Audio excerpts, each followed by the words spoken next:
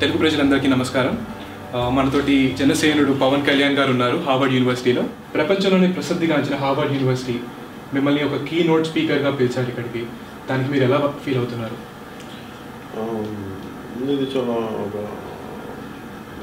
Quiet honour. నేను expect చేయలేదు ఇలాంటి ప్లాట్ఫామ్స్లో నేను మాట్లాడాల్సి వస్తుంది కూడా అసలు ఇప్పుడు ఆలోచించలేదు, అనుకోలేదు. ఇట్స్ రేర్ ఎక్స్పీరియన్స్ అండ్ కరెక్ట్గా చెప్పాలంటే క్వైట్ డీప్లీ ఆనర్డ్. మీ ఈ పర్యటనలో ఒక న్యూక్లియర్ ప్లాంట్ని మీరు వెళ్ళి విజిట్ చేసినట్టు చూసినట్టు తెలిసింది. ఎస్పెషలీ న్యూక్లియర్ ప్లాంట్స్ మీద ఎందుకు ఫోకస్ చేస్తున్నారు దాని గురించి మన ప్రజలకి ఏమైనా చెప్పగలుగుతారా? అంటే దానికి రీజన్ కూడా ఏంటంటే, మనకి శ్రీకాకుళంలో వరుసగా ఈ వెస్టింగ్ హౌస్ అనేది మనకి గవర్నమెంట్, స్టేట్ గవర్నమెంట్ ఒక ఎంఓయూ చేసుకుంది. అంటే నాకు చాలా అమౌంట్ కంప్లైంట్స్ వచ్చినాయి, మాకు ప్రాబ్లమ్స్ ఉంటే మీరు మాట్లాడాలంటే. నాకేంటంటే ఏ సబ్జెక్ట్ మీదైనా సరే మాట్లాడాలంటే కొంత అవగాహన చేసుకున్న తర్వాత మాట్లాడగలను, కానీ అవగాహన లేకుండా దాని గురించి ఎంత మాట్లాడితే ఉంటుందో నాకు తెలియదు. అందుకని అవగాహన కోసం నేను అన్ని విజిట్ చేశాను. అలాగే రెన్యూబుల్ ఎనర్జీస్ అంటే గ్రీన్ ఎనర్జీస్ మన పాటుపడే వాళ్ళతో అలాంటి మనుషులతో కలిసాను, ప్రొఫెసర్స్తో కలిసాను. న్యూక్లియర్ యూనివర్సిటీ ఆ న్యూక్లియర్ ప్లాంట్కి వెళ్ళాను. సో అసలు బేసిక్ ఫంక్షనింగ్ ఏంటి, దాంట్లో ఉన్న లోటుపాట్లు ఏంటి, వాళ్ళు ఎంతవరకు అచీవ్ చేశారు, వాళ్ళు ఒక ప్లాంట్ షట్ డౌన్ చేశారు, అది ఎందుకు షట్ డౌన్ చేశారు అంటే అసలు అంటే 2 ప్లాంట్స్ అన్నారు. ముందు ఒకటే ప్లాంట్ యాక్టివ్, రెండో ప్లాంట్ ఎందుకు యాక్టివ్ అని ఒక ఎక్స్పీరియన్స్. అది అంటే అర్థం చేసుకోవడం, పరిస్థితిని అర్థం చేసుకోవడం పనిచేస్తుంది. మన తెలుగు ఎన్ఆర్ఐలు రాష్ట్ర అభివృద్ధికి చాలామంది ముందుకు వచ్చి మేము జనసేనలో పనిచేస్తాము, మేము జనసేనతో నడుస్తాము, జనసేనుడితోనే ఉంటాము అంటున్నారు. దానికి మీరు ఎలా స్పందిస్తారు? అంటే వాళ్ళకి నేను ఒక ఎన్ఆర్ఐ ప్లాట్ఫామ్ క్రియేట్ చేస్తాను. ఓకే. కాకపోతే ముందు నేను ఒక వెళ్ళి ఇండియాకి వెళ్ళిన తర్వాత అన్ని ఆలోచించి ఒక ఎన్ఆర్ఐ ప్లాట్ఫామ్ క్రియేట్ చేసి ఎవరెవరికి ఏ ఫీల్డ్స్లో అవగాహన ఉందో వాళ్ళు ఎంత పని చేయగలరో వాళ్ళు నాకు ఒకసారి ఆన్లైన్లో పని చేయొచ్చు, ఇంకోసారి కొంతమంది ఒక 10 రోజులు ఇచ్చి రావచ్చు. ఆ చాయిసెస్ అన్నీ ఒకసారి అర్థం చేసుకుని వాళ్ళకి ఆ ఎన్ఆర్ఐ ప్లాట్ఫామ్ క్రియేట్ చేసిన తర్వాత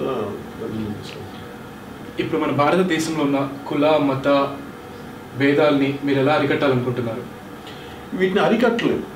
ఎప్పుడు కులాలని మతాలని డివిజివ్నెస్ అనేది ఒక మనిషి ఒక మానసిక ప్రవృత్తి, అది సృష్టిలోనే ఉంటుంది. అని మనం ఎవరు ఏం చేయలేం. కాకపోతే ఏంటంటే అది ఒక పరిమితి స్థాయిలోనే ఉండాలి తప్ప అది మరీ మనకి అభివృద్ధికి ఆటంకం కలిగించేలా ఉండకూడదు. సో అభివృద్ధికి ఆటంకం కలిగించినంత వరకు దాన్ని ఎప్పుడు కొంచెం వెనక్కి తోస్తాను ఉండాలి. అందుకని కంప్లీట్గా నిర్మూలించడం అనేది అది మనిషి ప్రవృత్తిలోనే. ఇప్పుడు మన ఈ ప్రజెంట్ కల్చర్లో ఉన్న చాలా పొలిటికల్ పార్టీస్ పవర్ కోసమే పనిచేస్తున్నాయి అంటున్నారు జనాలు. దాన్ని ఎలా స్పందిస్తారు?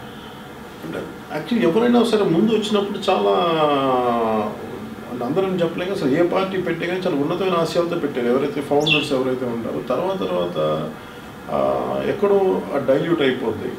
ఇంకా అయిపోయాక మీరు ఆ పవర్లో ఎవరు కూర్చోవాలి, దాంట్లో ఎలా హ్యాండిల్ చేయాలి, దాంట్లో పవర్ గేమ్ అయిపోద్ది తప్ప నిజంగా చేయాలి అంటే నిస్వార్థంగా చేయాలంటే చాలా చాలా చేయొచ్చు. అంత పాసిబిలిటీస్ ఉంది. పవర్ గేమ్లో ఉంది ఖచ్చితంగా. అది ఒక ఆపర్చునిస్టిక్, అది మనం శాపం, ఇది మన కర్మ అని కాకుండా ఎంతో కొంత మన ప్రయత్నంతో చేయగలం అనేది నా ఉద్దేశం. జనసేన వరకు నేను చేస్తాను.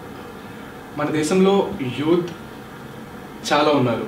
ఈ యూత్ని మనం జనసేన పార్టీలో ఎలా ఉపయోగించుకోకుంటున్నాం? అంటే యూత్ అనేది ఒక క్రియేటివ్ ఫోర్స్. అది నాకేంటంటే వాళ్ళ చదువులకి ఆటంకం కలగకుండా వాళ్ళ అభివృద్ధికి మనం పనిచేస్తున్నాం. అందుకని వాళ్ళని కూడా ఒక డెమోక్రసీ ప్రాసెస్లో వాళ్ళు కూడా ఒక స్టేక్ హోల్డర్స్ లాగా ఉండాలి. అలా ఇన్వాల్వ్ చేస్తే కానీ మనకి ఈ ఆపర్చునిస్టిక్ ఈ పొలిటికల్ సిచ్యుయేషన్ మారదు. ఇది నాకు సంబంధం లేదని చెప్పి మనం దూరంగా వెళ్ళిపోయినంత కాలం ఇది మనం సరిగ్గా ముందుకు నడవం. అందుకని ఎంతో కొంత అది అలా వాళ్ళు ముందుకు రావాలి అంటే ఎంతో కొంత మనం వ్యక్తిగతంగా నడిచి చూపిస్తే తప్ప వాళ్ళు ఎంతో కొంత ముందుకు రారు. అందుకని ముందు మీరు రండి అనే కంటే కూడా నేను ఎంత చేయగలను చేసి చూపిస్తాను, మీరు నమ్మకం కలిగితే నాతో పాటు నడవండి, నా ముందు దానికి ఇష్టపడతాను.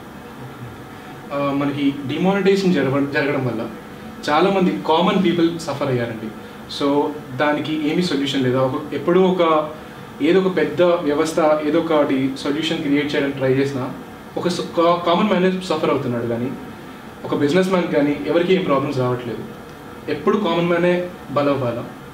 అంటే సామాన్యుల బాధలు ఎలా ఉంటాయి అనేది లా మేకర్స్కి, అంటే మనకి ఎవరైతే మనకి ఈ బిల్స్ని మన ప్లాన్ చేస్తారో వాళ్ళు చాలా దూరం వెళ్ళిపోయారు.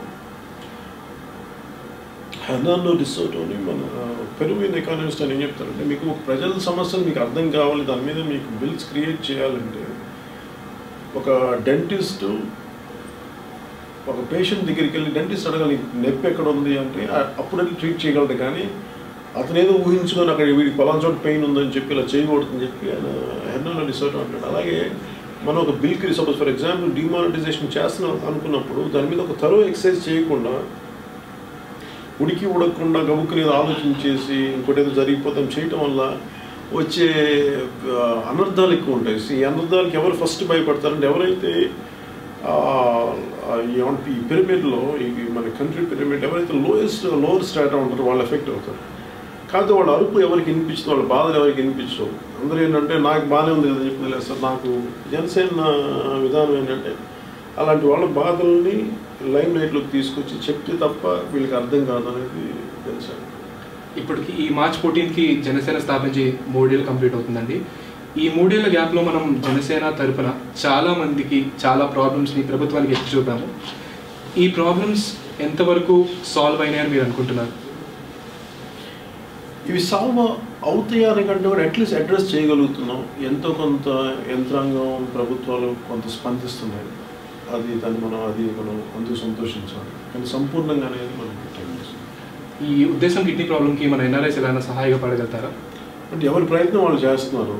కాకపోతే అందరం కలిపి సమిష్టికి కాకపోతే ఏంటంటే దీని దృష్టి మటుకు మా ప్రభుత్వం మర్చిపోకుండా నిరంతరం దాన్ని గుర్తు చేస్తూ ఉండాలి. ఎవరో ఒకళ్ళు ఎంతో కొంత దాని మీద పనిచేస్తూనే ఉంటారు. వన్ లాస్ట్ క్వశ్చన్ అండి, జనసేనానిగా మన ఎన్ఆర్ఐ తెలుగు వాళ్ళకి మీరు ఇచ్చే అడ్వైస్? అంటే వాళ్ళు ఎంతో అభిమానంతో ఇక్కడ దాకా వచ్చారు, అలాగే ఎంతో అభిమానంతో భారతదేశంలో వాళ్ళ ఊళ్ళకు వాళ్ళ రాష్ట్రాల్లో కానీ వాళ్ళ ఊళ్ళలో కానీ ఎంతో కొంత కాంట్రిబ్యూట్ చేయాలి. అందరికీ తపన ఉంది. అలాంటి తపనకి జనసేన తరపున అలాగే మిగతా పార్టీ తరపున అంటే ఎంతో కొంత అంటే వాళ్ళ కృషికి ఒక రైట్ డైరెక్షన్ ఇచ్చేలాగా పనిచేయాలని అనుకుంటున్నాను. థ్యాంక్ యూ సో మచ్ అండి. Thank you so much for